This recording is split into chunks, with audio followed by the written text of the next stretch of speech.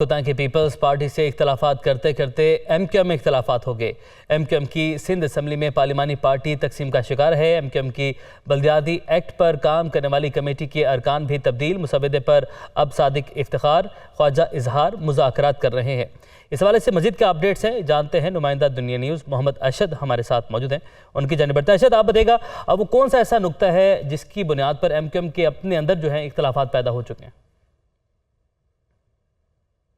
بالکل، دیکھیں گزشتہ روز دنیا نیوز نے یہ خبر نشر کی تھی کہ بلدیاتی قانون کا جو مسودہ ہے وہ تیار کر لیا گیا ہے۔ اس حوالے سے سمری جو ہے وہ وزیر اعلیٰ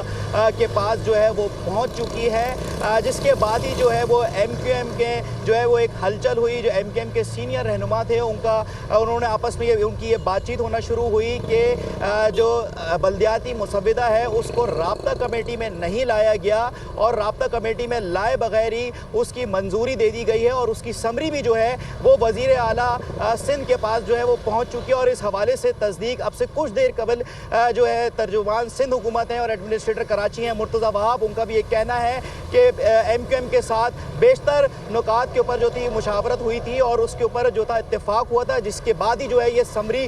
جو ہے وہ تیار کی گئی ہے۔ جیسے ہی یہ سارا معاملہ سامنے آیا، اس کے بعد جو رابطہ کمیٹی کے بیشتر ارکان تھے ان کی جانب سے شدید تحفظات کا جو ہے وہ اظہار کیا گیا، جبکہ اس کے ساتھ ساتھ جو سندھ اسمبلی میں ایم کیو ایم کے ارکان ہیں وہ بھی اس معاملے کے اوپر جو ہے وہ تقسیم نظر آئے۔ گزشتہ روز ہی جو ہے گورنر ہاؤس میں اس حوالے سے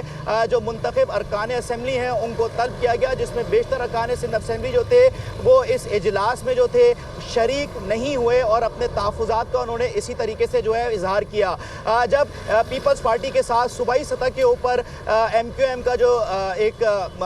ان سے جو ایک پیکٹ ہوا تھا، اس پیکٹ میں یہی ایک ٹیم جو تھی، جو کہ مذاکراتی ٹیم میں جاوید حنیف بھی تھے، محمد حسین بھی تھے اور دیگر ارکان تھے، لیکن اب جو سندھ حکومت کے ساتھ مذاکراتی کمیٹی جو کہ ان سے مذاکرات کر رہی ہے سندھ حکومت میں، اس میں لوگ جو ہیں وہ تبدیل ہو گئے ہیں، اس میں صادق افتخار ایم کیو ایم کے اپنے اندر یہی اختلافات پیدا ہو چکے ہیں۔ محمد ارشد، آپ نے ہمیں اپڈیٹ کیا۔